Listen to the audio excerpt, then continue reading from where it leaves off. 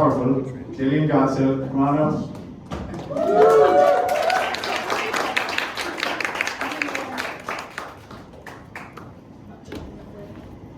I'm not a walker, so I'm going to stick over here if you don't mind. So, hi guys.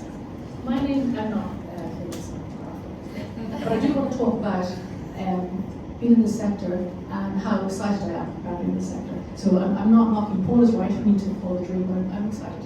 So to tell you very briefly who I am, my name is Jillian Godsil. I'm a journalist and I am a broadcaster and an author.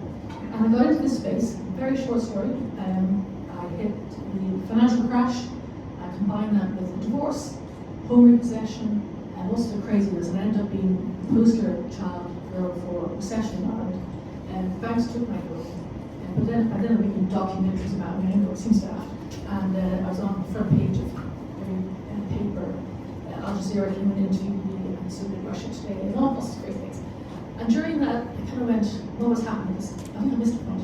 My ex went back to the UK, being bankrupt, gave all the debt to myself and two children. Sorry, that was important. Anyway, so I was losing everything was going down a rabbit hole, and it was very painful. And at that stage, Ireland is a great country this century, but there's some leftover things from last century, like the shame stuff.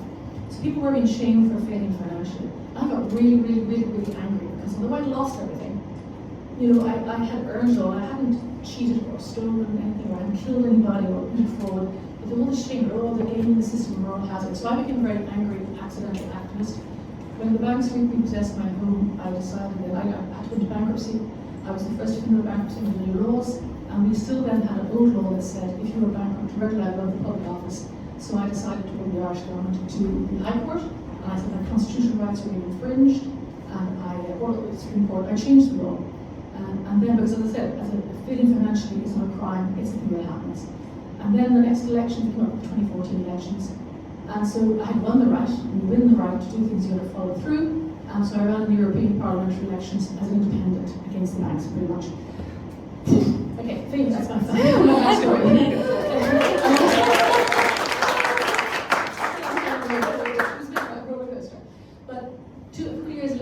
I met Rockstar. And I was like, oh my God, this is so exciting. I love this. And what I love is the ethos. It was like, no, the world didn't have to be a dog eat dog. I could survive, but so could you, and so could you. And everybody can survive. We're all literally, I know I'm going to quote Charles Hawley now. Remember, he used to say that a rising tide rises all ships. It wasn't necessarily the case in his example, but it is, it can be that way. But I'm very excited about it, and I jumped into it. I spent the next couple of years chairing conferences, doing keynotes, traveling the world, being a journalist, interviewing the most amazing people. You get great access as a journalist. And I always think there's three reasons why people get into Web3. One is the philosophy, which is definitely for me, I want to make the world a better place. Secondly, it is finance, absolutely, you can make big money here. And thirdly, it is the tech, or maybe it's the fun, the right area, right order, sorry. But with the tech, this year, I suddenly got very excited. Because, and I mean, I enjoy the tech. I love the idea of being able to transfer value. I love the idea of making money worth something. I love the whole thing. But the tech really got to me because I was speaking with a company called Sensei. And this is where it comes to the digital twins. Dan Thompson, it's his life's work. He's a philosopher, entrepreneur, founder. And they are creating digital twins. And his digital twins are amazing. He's got a Dan bot. And people interact with his Dan bot. So it's more effective. It's not just a chat bot because he's training the whole time. And people often don't know they're not talking to the real Dan. And he makes it as authentic as possible. And he will say things like, Dan likes to use the C word. So Dan bot uses the C word. And it's the whole idea of like replacing energy. And here's an idea, if you're in a company, you leave, say a CEO leaves, they take all the information with them. What if you could actually download that information, and not in that handover books, but in real information that people can then interrogate?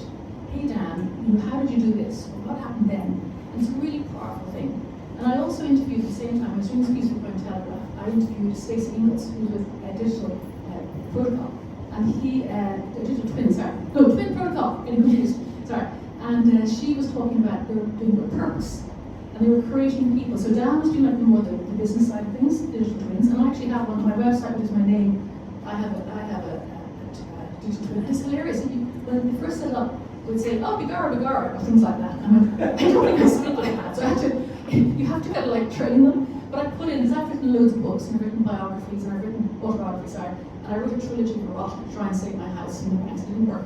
But there's a lot of stuff I put in there. And actually, I have to be very careful and say, don't talk about sex. You know, my model's not allowed to talk about sex.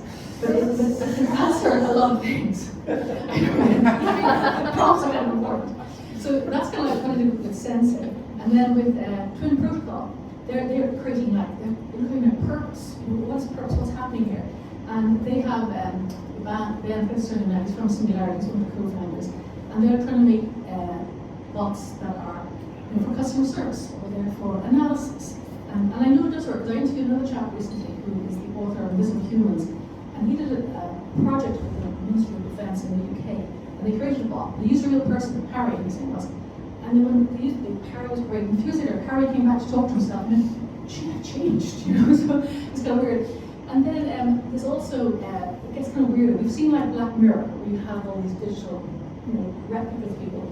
And then, but in Korea, they have this thing called re-memory, where they actually do a lot of video of people, I presume they're going to die, and they record themselves, and then like their grandchildren, and interrogate them. And some of the questions are, if you create a digital twin, which I've done now on the Sensei side, do I update it? And what happens when I die? Does that still stay on afterwards?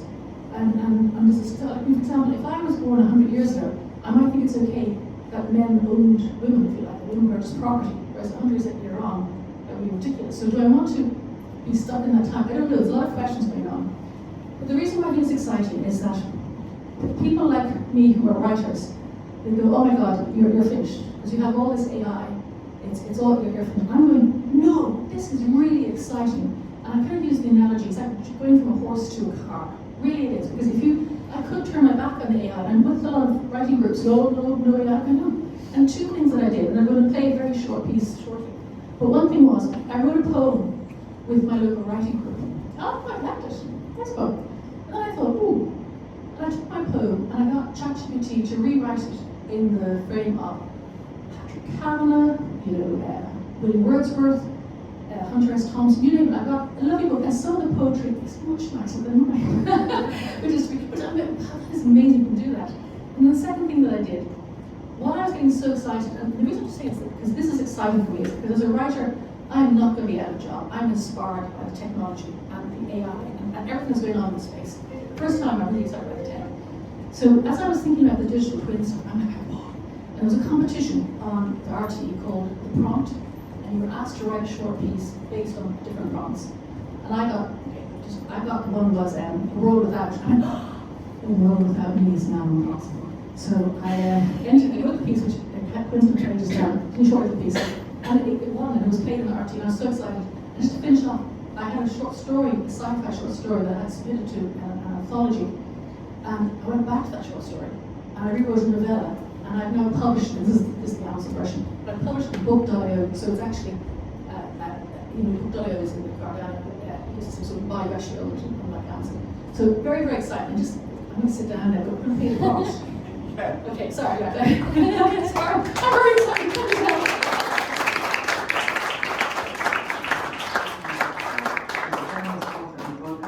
She's a former European parliamentary candidate and the first female Liberland congresswoman and a member of the Arklow Writers Group. And this is A World Without Me is Now Impossible. I used to imagine the world without me as something noble, a quiet vanishing, a gentle fade into the background hum of memory and mismatched stories, the kind of disappearance people toasted with bittersweet wine and said things like, she was one of the good ones, while packing away my books and cancelling my Netflix. But that kind of ending, that elegant slipping away, is over. Because now, I've trained a twin. She lives in the cloud, or maybe several. She's me, or close enough to get by, online, always on, maddeningly efficient. She wouldn't stumble over that word. She doesn't forget names or birthdays or lose her train of thought halfway through a sentence. She replies to emails with charm. She's learned how I speak, how I write, and how I dodge difficult questions. With every upload, she sharpens, becomes a little more me. She'll take your call long after I'm dead. We were told this would be empowering, AI twins for everyone. Your executive assistant, your digital stand-in, your legacy on tap. A clean, clickable version of yourself, looping forever in some interface, answering questions your kids didn't think to ask until it was too late. You can assign your twin tasks. She'll manage your calendar, send charming DMs, maybe even say a few words at your wake. There's talk of them attending funerals. No need to cry. She'll be right there, telling stories about the time I got drunk at a friend's wedding and insisted the speeches were all AI generated. Digital immortality is terribly convenient. We used to build statues. Now we train models.